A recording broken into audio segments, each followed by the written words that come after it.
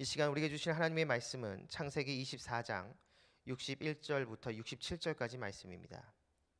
창세기 24장 61절부터 67절까지 말씀입니다. 창세기 24장 61절부터 67절까지 말씀, 우리 다 같이 한 목소리로 읽도록 하겠습니다. 시작. 리브가가 일어나 여자 종들과 함께 낙타를 타고 그 사람을 따라가니 그 종이 리브가를 데리고 가니라. 그때 이삭이 브엘라 헤로이에서 왔으니 그가 네게부 지역에 거주하였습니다. 이삭이 저물 때에 들에 나가 묵상하다가 눈을 들어 보매 낙타들이 오는지라. 리브가가 눈을 들어 이삭을 바라보고 낙타에서 내려 종에게 말하되 들에서 배회하다가 우리에게로 마주오는 자가 누구냐? 종이 이르되 이는 내 주인이니이다. 리브가가 너울을 가지고 자기의 얼굴을 가리더라.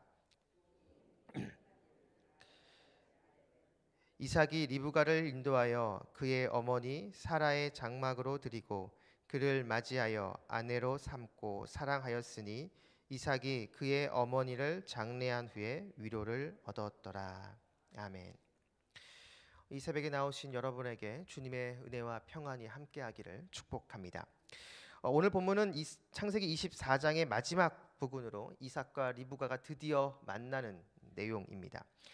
아브라함에게 주신 그 약속한 자녀에 대한 축복이 이제는 이삭과 리브가를 통해서 계속 이어져 가는 것을 보게 됩니다. 그런데 저는 오늘 본문에서 좀 다른 부분에 주목할까 합니다. 바로 62절에 나오는 브엘라 헤로이라는 곳인데요. 오늘 본문 말씀 62절을 보시면 그때 이삭이 브엘라 헤로이에서 왔으니 그가 네게부 지역에 거주하였음이라. 이삭이 리브가를 만나기 전 이삭이 거했던 곳이 브엘라 헤로이라고 말하고 있습니다. 이곳은 이때만 이삭이 잠시 일시적으로 거주한 곳이 아닙니다. 이후에도 이삭은 바로 이곳에서 계속 거주하고 있는 것을 보게 되는데요. 오늘 본문 말씀은 아니지만 창세기 25장 11절 한번 보겠습니다. 창세기 25장 11절 말씀 보도록 하겠습니다. 25장 11절 말씀 다 같이 읽겠습니다. 시작. 아브라함이 죽은 후에 하나님이 그의 아들 이삭에게 복을 주셨고 이삭은 브엘라 헤로이 근처에 거주하였더라. 아멘. 브엘라 헤로이가 이삭이 일시적으로 이때만 한정적으로 거주했던 것이 아니라 이 이후에도 계속 거주하는 고정적인 장소가 됐다라는 것이죠. 그런데 여러분, 이 브엘라 헤로이, 이삭이 계속 거주하는 곳인데 이 브엘라 헤로이 이미 여러분 들어보신 적 있지 않으십니까? 이미 그 앞에서 한번 나왔던 적이 있던 장소입니다. 바로 창세기 16장입니다. 창세기 16장 13절부터 14절을 보시면 하갈이 자기에게 이르신 여호와의 이름을 나를 살피시는 하나님이라 하였으니 이는 내가 어떻게 여기서 나를 살피시는 하나님을 배웠는고 함이라. 이러므로 그 샘을 브엘라 헤로이라 불렀으며 그것은 가데스와 베레 사이에 있더라. 아멘. 창세기 16장을 보면 하갈이 사라를 피해서 광야로 도망갔을 때 그곳에서 하나님을 만납니다. 하나님의 크신 은혜를 경험하게 되죠. 바로 그래서 그곳을 하갈은 브엘라 헤로이라고 이름을 짓습니다. 그 뜻은 살아계셔서 나를 지켜보시는 분의 우물이란 뜻이죠. 바로 이 장소, 이 브엘라 헤로이는 하갈에게 있어서 하나님의 은혜를 경험한 절대 잊지 못할 장소인 겁니다. 이렇듯 브엘라 헤로이는 하갈과 절대로 떨어질 수 없는 장소인 것이죠. 이러한 크신 하나님의 은혜를 경험하고 하갈은 다시 사라에게로 돌아가게 됩니다. 성경에는 나오지 않지만 여기서 약간 상상력을 좀 발휘한다면 바로 이때 돌아온 하갈을 본 사라의 마음은 어떠했을까요? 분명 하나님의 축복, 자손에 대한 축복을 받은 것은 본인입니다. 하나님의 은혜를 받아야 될 사람이 본인인 것이죠. 그런데 아이러니하게도 아브라함의 아들을 잉태한 사람은 하갈이고 그리고 광야에서 보살펴 주시는 하나님의 은혜를 하갈이 경험했다라는 소식을 들었을 때 사라의 마음은 아마 모르긴 몰라도 속이 새카맣게 타들어갔을 것입니다. 그리고 물었겠죠. 왜 자기에게는, 왜 나에게는 아들을 주시지 않냐고 하나님께 묻고 또 물었을 것입니다. 하나님의 은혜를 경험하고 돌아온 하갈을 보면서 어쩌면 사라는 하나님을 원망했을지도 모릅니다. 여러분, 우리들도 신앙생활을 하면서 때로는 사라와 같은 마음을 가질 때가 있습니다. 나는 하나님의 자녀로서 믿음 생활, 신앙 생활을 바르게 하면서 지금까지 왔는데 오히려 하나님과 상관없이 보이는 사람들이 더 잘되고 하나님의 복을 받은 것처럼 보일 때가 있다라는 것이죠. 그러한 복은 하나님을 믿는 나에게로 와야 되는데 오히려 하나님과 전혀 상관없는 그러한 사람들에게 간 것처럼 보이는 그러한 모습을 우리가 경험할 때가 있다라는 것입니다. 그래서 하나님께 아쉬운 원망과 한탄을 하기도 합니다. 그런데 여러분, 오늘 본문은 그것이 끝이 아니다라고 이야기를 합니다. 부엘라 헤로이, 분명 하갈이 하나님의 은혜를 경험한 곳이죠. 하나님의 축복을 경험한 장소입니다. 그런데 여러분, 오늘 본문을 다시 자세히 보시면 그 축복의 장소가 하갈의 아들 이스마엘이 거주하는 장소가 아니라 사라의 아들 이삭이 거주하는 장소가 됐다라는 것이죠. 여러분, 이것은 굉장히 큰 의미가 있습니다.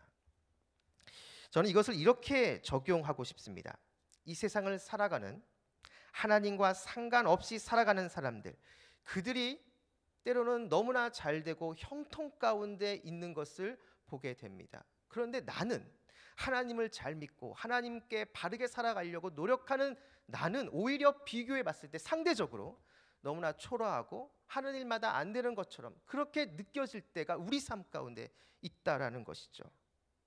나에게 와야 될 그 하나님의 축복이 이상하게 다른 사람에게, 하나님과 상관없는, 하나님을 믿지 않는 사람에게 간 것처럼 보일 때가 우리 삶 가운데 있다라는 것이죠. 여러분, 그럴 때 우리가 보여줘야 될 우리의 자세는 그들을 미워하고 그들을 저주하는 것이 아니라 하나님의 뜻이 있겠지, 그렇게 생각하며 묵묵히 기다리고 오히려 그들이 계속 잘 될 수 있도록 하나님의 이름으로 그들에게 복을 빌어주는 겁니다.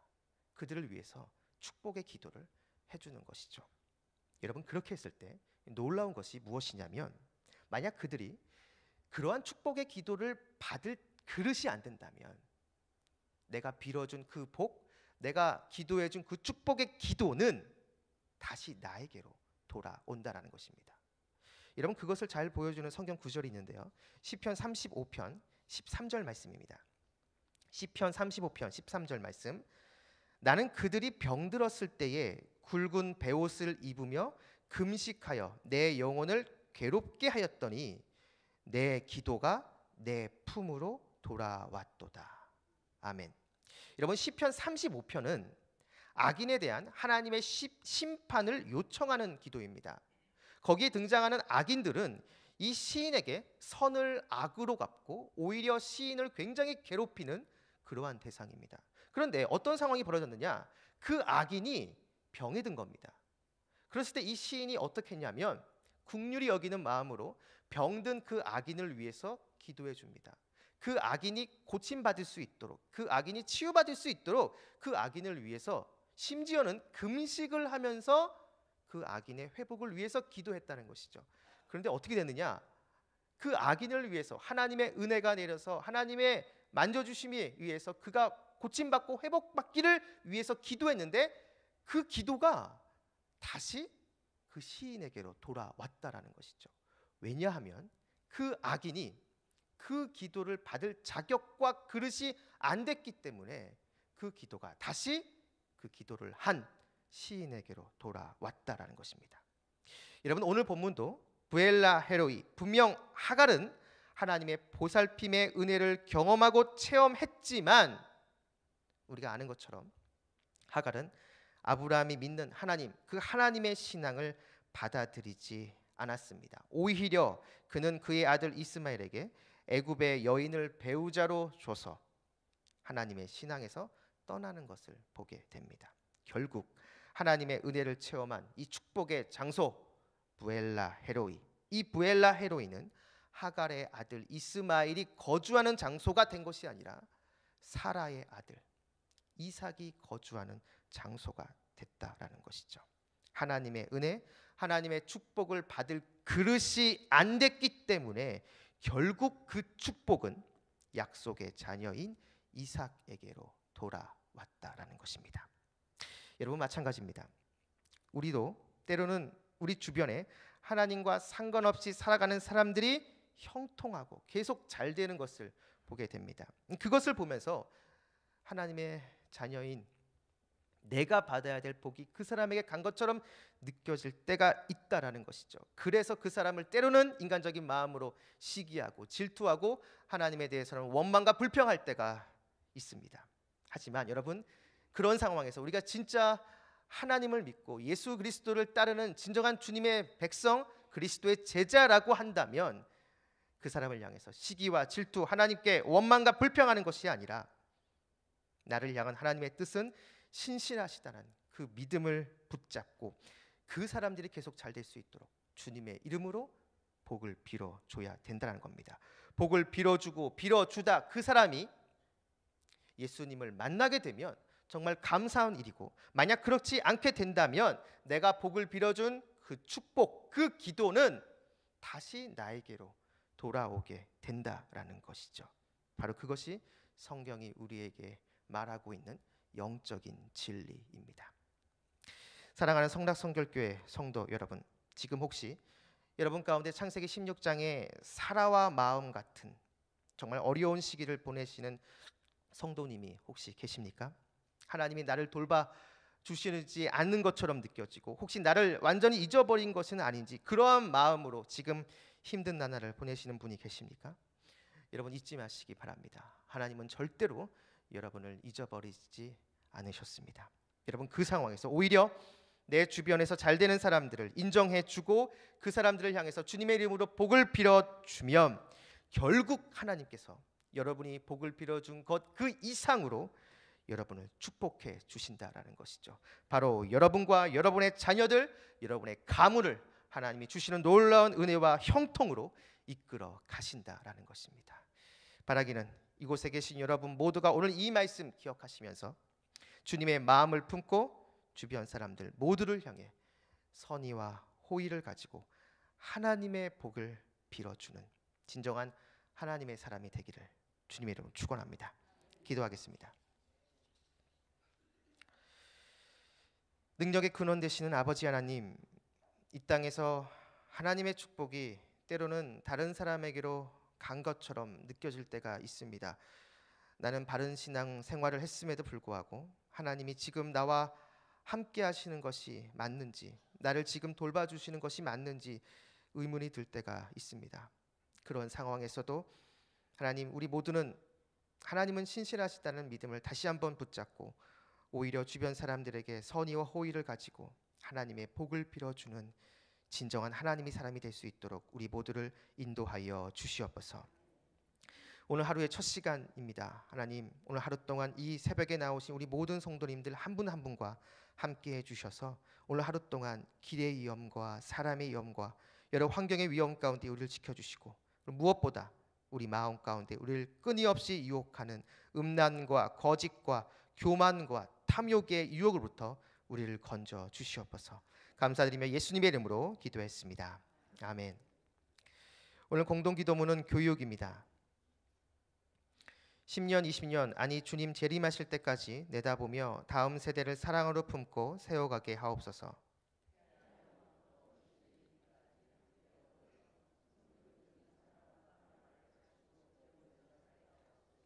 사무엘, 요셉, 다윗 부서를 크게 축복하옵소서. 청년부 싱크를 특별히 힘차게 하옵소서. 다음 세대를 아끼며 기도와 섬김으로 길러내게 하옵소서. 교회와 사회의 미래를 말씀으로 열어가게 하옵소서. 아멘. 주기도문 하겠습니다. 하늘에 계신 우리 아버지, 아버지의 이름을 거룩하게 하시며 아버지의 나라가 오게 하시며 아버지의 뜻이 하늘에서와 같이 땅에서도 이루어지게 하소서. 오늘 우리에게 일용할 양식을 주시고 우리가 우리에게 잘못한 사람을 용서하여 준 것 같이 우리 죄를 용서하여 주시고 우리를 시험에 빠지지 않게 하시고 악에서 구하소서. 나라와 권능과 영광이 영원히 아버지의 것입니다. 아멘. 지금 들은 말씀이 내 삶으로 이어지게 하옵소서. 교구별 대신방을 통해 가정마다 복을 받게 하시고 은혜와 사랑이 넘치게 하옵소서. 2019년 단기 선교 일정을 축복하시고 선교지마다 복음의 능력이 나타나게 하옵소서. 캐나다 단기 선교팀 오늘 출국해서 내일 인천공항에 도착합니다. 마지막까지 하나님과 하나님의 은혜 안에서 잘 마무리할 수 있도록 기도 부탁드립니다. 오늘 수요 예배에 큰 은혜를 주옵소서. 유아 사무엘 여름 성경학교와 헌신하는 모든 손길을 축복하옵소서. 미국 시애틀 리누드에 세워진 로고스 라이프 교회 및 미션 센터를 축복하옵소서. 육체적인 질병으로 인해 어려움 가운데 있는 성도들에게 치유의 은혜를 주옵소서. 한반도와 주변의 국제 정세 가운데 함께 하시고 이 땅에 하나님의 평화가 임하게 하옵소서. 이 공동 기도문과 이 새벽 여러분이 가지고 나온 개인의 기도 제목을 놓고 기도하신 후에 우리 자유롭게 돌아가도록 하겠습니다. 기도하시겠습니다.